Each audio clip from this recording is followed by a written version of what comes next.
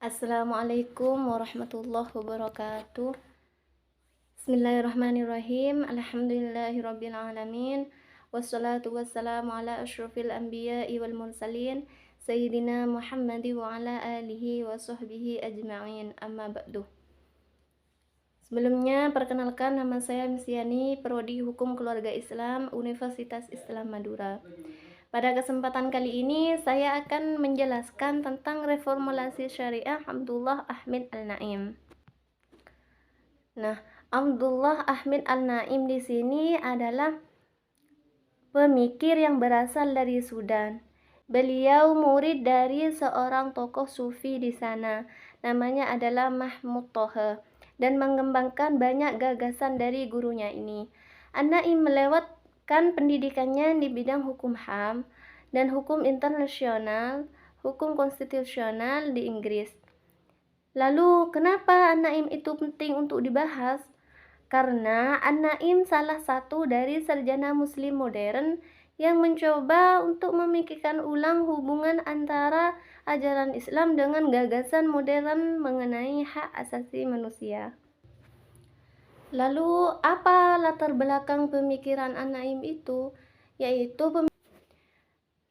Latar belakang pemikiran An-Naim itu tidak lepas dari sejarah tempat lahir beliau.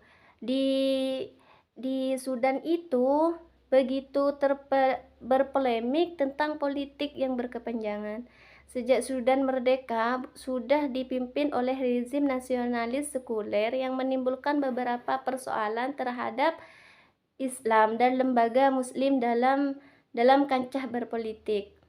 Nah, sesungguhnya politik di negeri Sudan sudah lama menjadi obsesi para pemimpin negeri tersebut.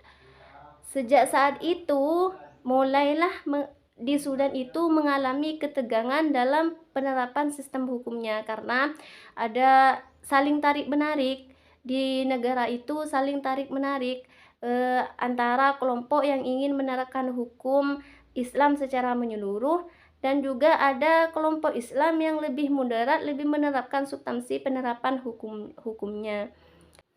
Dan pergumulan ini tampak lebih jelas ketika presiden di saat itu pada tahun 1983 mengumumkan bahwa negara itu revolusi Islam gitu, yang mempengaruhi, jadi itu mempengaruhi kehidupan masyarakat Sudan secara keseluruhan, baik politik maupun hukum. Semenjak saat itu, Sudan menjadi negara terbesar di Afrika yang terletak hukum Islam. Setelah diumumkannya tadi bahwasanya negara itu adalah revolusi Islam, maka itu membawa dampak yang luar biasa bagi Sudan dan lebih memilih memecah belah pihak daripada peraturan rakyatnya. Jadi akibatnya terjadi ketegangan luar biasa antara penduduk muslim dan non-muslim. Terjadi perang saudara antara penduduk Sudan, antara penduduk Sudan Selatan yang mayoritas muslim dengan penduduk Sudan Utara yang mayoritas penduduknya non-muslim. Jadi latar belakangnya itu dimulai dari itu, dari berpecah belahnya antara Sudan bagian utara dengan Sudan bagian selatan. Karena Sudan bagian selatan itu mayoritas Islam dan Sudan bagian utara itu mayoritas non-muslim. Terus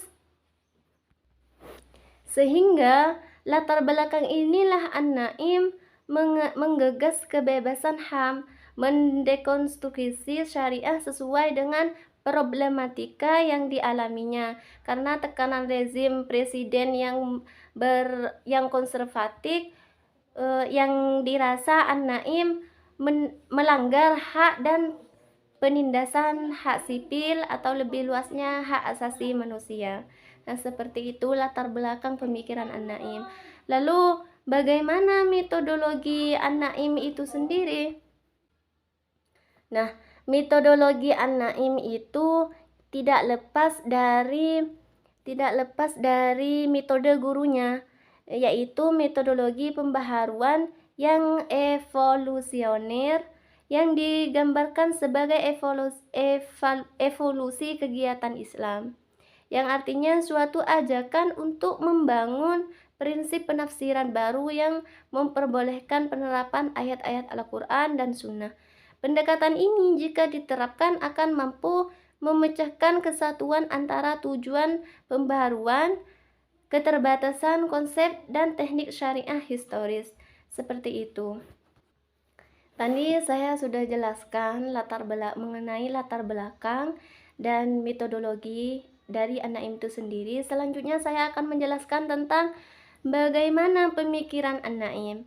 Nah, An-Naim di sini mengemukakan pendapat bahwa reformulasi syariah untuk merespon tujuannya adalah untuk merespon tuntutan modernitas bisa dilakukan dengan tetap disandarkan pada sumber fundamental syariah, yakni Al-Quran dan As-Sunnah, disertai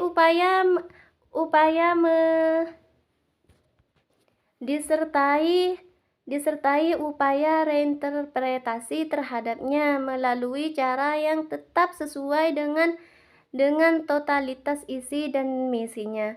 Dalam konteks ini, ia menawarkan gagasan reformulasi syariah yang memungkinkan syariah dapat menyahuti isu-isu penting bagi masa depan kemanusiaan, seperti demokratis, perdamaian dunia, termasuk penghormatan terhadap HAM.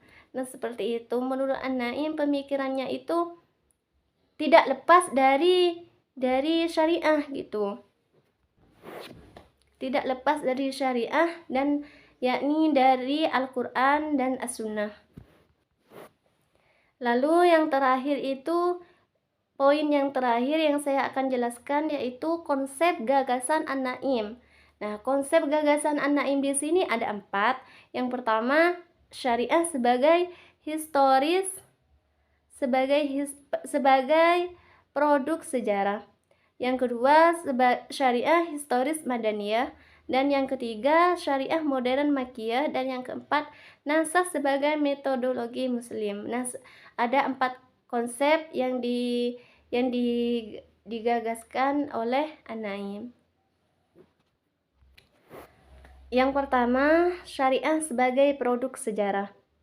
Nah, menurut pendapat An-Naim, syariat tidaklah bersifat ilahiyah, dalam arti semua prinsip khusus dan aturan rinciannya langsung diwahyukan Allah kepada Nabi Muhammad.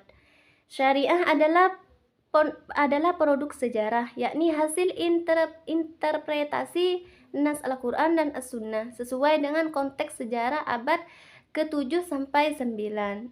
Dalam kurun waktu itulah para ahli hukum Islam menginterpretasikan Al-Quran dan sumber-sumber lain dalam rangka mengembangkan sistem syariah yang komprehensif sebagai petunjuk praktis bagi kaum muslimin saat itu.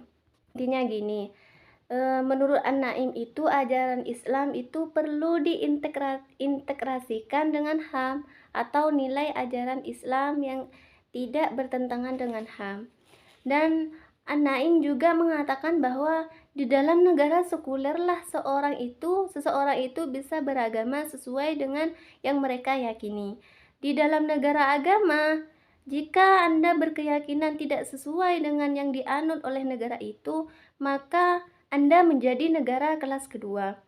Di dalam negara sekuler yang tidak memihak salah satu agama, Anda bisa hidup beragama sesuai dengan yang Anda yakini. Karena negara tidak memihak kepada satu keyakinan tertentu. Itu inti dari gagasan An-Naim. Kurang lebihnya mohon maaf. Assalamualaikum warahmatullahi wabarakatuh. Mungkin hanya itu yang bisa saya jelaskan. Kurang lebihnya mohon maaf. Assalamualaikum warahmatullahi wabarakatuh.